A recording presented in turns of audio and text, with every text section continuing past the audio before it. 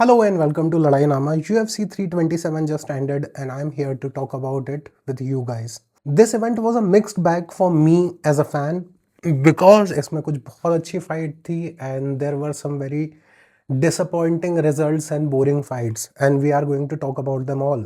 The first fight that I want to talk about is the fight जिसने मुझे almost गुस्सा दिलाया है between Iri Prohaska and Carlos Ulberg for the vacant light heavyweight championship. I mean ED से बेवकूफ आदमी कोई नहीं होगा आज के टाइम में यूएफसी में। He was freaking winning the fight against Carlos Ulberg और कार्लोस उलबर्ग की जो नी है इट बकल्ड और अगर आप देखोगे स्लो मोशन में तो उसकी काफ पे भी एक रिपल इफेक्ट आया था and a lot of MMA analysts are saying कि he has damaged his ACL. That means Carlos is going to be out of the game for at least 1.5 year. 1.5 साल तक वो लड़ने नहीं वाला है, रिकवरी में जाएगा अगर उसकी ACL गई है. And Iri, like an idiot, followed the Bushido samurai code and it didn't hit him the way he should have.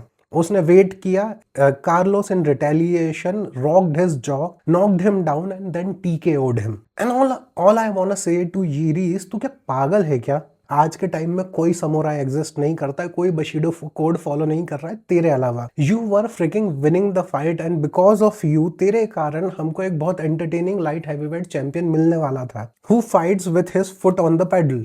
कि हमेशा अग्रेशन अग्रेशन अग्रेशन, तेरी फाइट बोरिंग नहीं होने वाली थी as a champion. But you decided to follow a bullshit bushido code and get TKO'd in the fight. ऐसा नहीं है कि वॉरियर कोड लोग फॉलो नहीं करते, कभी फॉलो करता था, GSP फॉलो करता था, DC फॉलो करता था, सारे अच्छे अच्छे फाइटर्स ने किया है. But you were the only idiot जिसने फाइट के बीच में वो फॉलो कर लिया. वॉरियर कोड, रिस्पेक्ट, ये सारी चीजें फाइट की बेल बजने से पहले और फाइट की बेल एंड बेल बजने तक के लिए रखी जाती है. तूने बीच में फॉलो कर लिया and you fricking paid for it. Now because of you अब वापस एक इंटरिम फाइट टाइटल के लिए फाइट होगी. But the good thing is, silver lining ये बोल लो कि we finally have a good contender for the light heavyweight championship because Israel Adesanya की ex girlfriend Paulo Costa just won his light heavyweight debut fight and he did it in style. Paulo Costa was facing Azmat. मैं उसका last name नहीं लूंगा क्योंकि मुझसे pronounce होगा नहीं, so I don't want to fuck it up.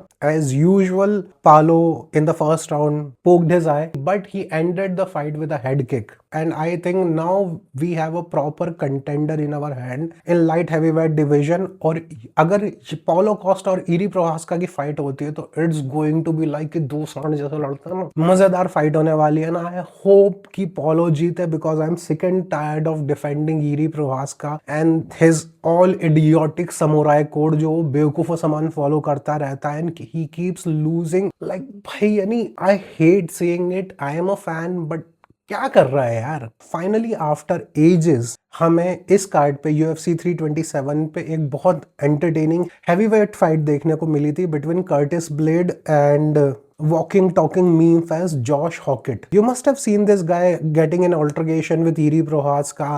Press conference में भी he was acting like an idiot और जब रेफरी फाइटर्स अनाउंस कर रहा था उस टाइम भी ही क्रॉस द रिंग और कर्टिस ब्लेड को आगे मुंह पे मिडिल फिंगर दे रहा था. आई वाज लाइक कि stop acting like somebody that you are not. It clearly looks like it's a facade. But जब फाइट चालू हुई कर्टिस ब्लेड और जॉश हॉकेट के बीच में, these guys fought like anything. यानी इन्होंने स्टार्टिंग से ही they started throwing punches, lugging each other. और पहले राउंड को देख के लग नहीं रहा था कि ये फाइट थर्ड राउंड तक जाएगी, फाइनल राउंड तक जाएगी, बिकॉज जैसे ही सेकंड राउंड चालू हुआ these guys were gassed out. जब डिसीजन आया तो क्लियरली जॉश हॉकेट वन. बट भाई बहुत टाइम बाद, आई थिंक स्टीपे और DC की फाइनल फाइट के बाद में मैंने कोई एंटरटेनिंग हैवीवेट फाइट देखी है. And the fight that thoroughly disappointed was between Dominic Reyes and Johnny Walker. Johnny Walker तो अपने अलग ही टाइप का नमूना है, but I was expecting more out of Dominic Reyes, but John Jones snatched his soul in the fight जब इन दोनों की fight हुई थी. And Iri Prohaska, the way he knocked Dominic Reyes out broke something in him because Dominic अच्छा counter striker है but only counter striking seems boring, जो कि इस फाइट में दिखा था. Because Johnny Walker was being cautious क्योंकि Johnny Walker has been cracked one too many times and nobody is paying attention on him. तो वो जब भी लेग किक करता था all Dominic does was counter strike. तो अगर इसने एक किक मारी तो इसने 2 पंच मार दिए. That's it. That's how the entire fight went. And yes, Dominic Reyes won, but बहुत ही बोरिंग फाइट थी. And I don't think Dominic can win a championship anytime soon. I hope he finds his groove because I really enjoyed his fight with John Jones, and I would love to see the same Dominic Reyes that we saw against John Jones. Lastly, I would want to talk about a very heartwarming moment because one of the legends of the sport, Cub Swanson, fought his retirement match against Nate, and he did it in style. Cub Swanson KO'd Nate, and the way he did it was beautiful. And I don't think UFC या MMA की दुनिया में ज़्यादा लोग हैं जो ये बोल सकते हैं कि आई रिटायर्ड एज अ विनर। कौन है?